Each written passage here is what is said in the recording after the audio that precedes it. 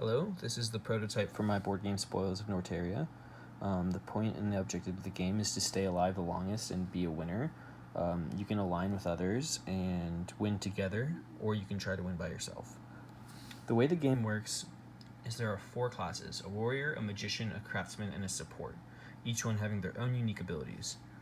Everybody will start off at the bar, which is also a hub for healing, after your turn.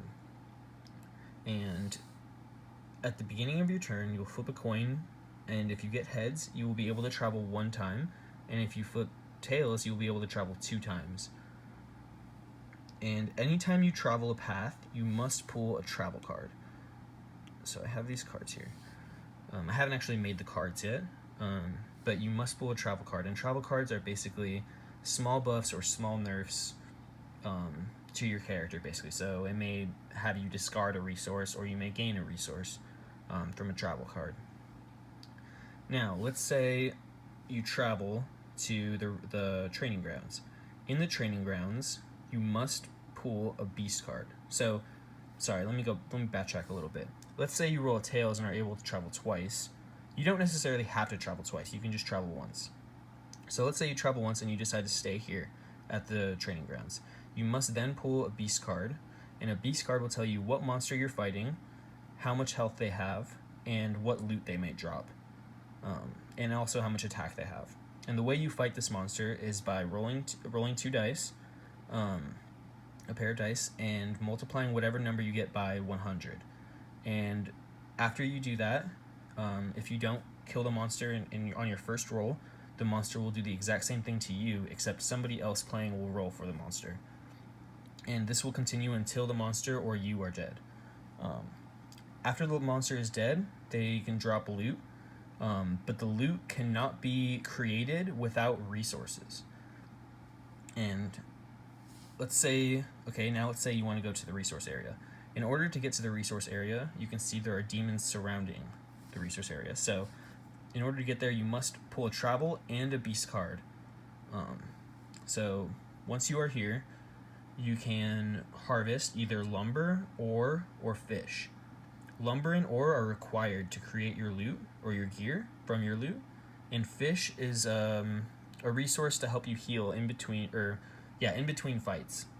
You can eat fish before or after any fight, but not during. Resources are very important for making your class stronger, and also incredibly important for craftsmen, as they rely on resources to build stuff. The duel arena is the last place, and if 2 people are on the duel arena at the same time and one person wants to fight, they must duel.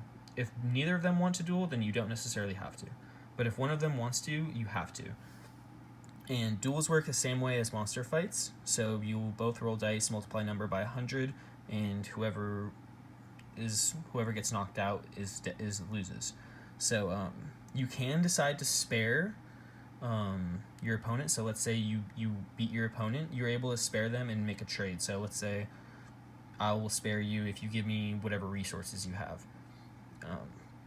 If you lose the duel, then you lose all of your resources and all of your loot that hasn't been transformed into gear, basically. So yeah, that's how that works. And then at wave 3, everybody will be teleported, or everybody will have to travel to the duel arena, pulling a travel card along the way. And that will basically just be tournament style, so you'll duel each other. You can also, if everybody decides not to duel, you don't have to, and you can form alliances so that you won't have to duel with some people. Yeah, so that's how that works. And then there's also class cards, which you pull at the end of your round and basically give you like small buffs every round to your character, so additional health or additional attack or something, because the waves will obviously get stronger.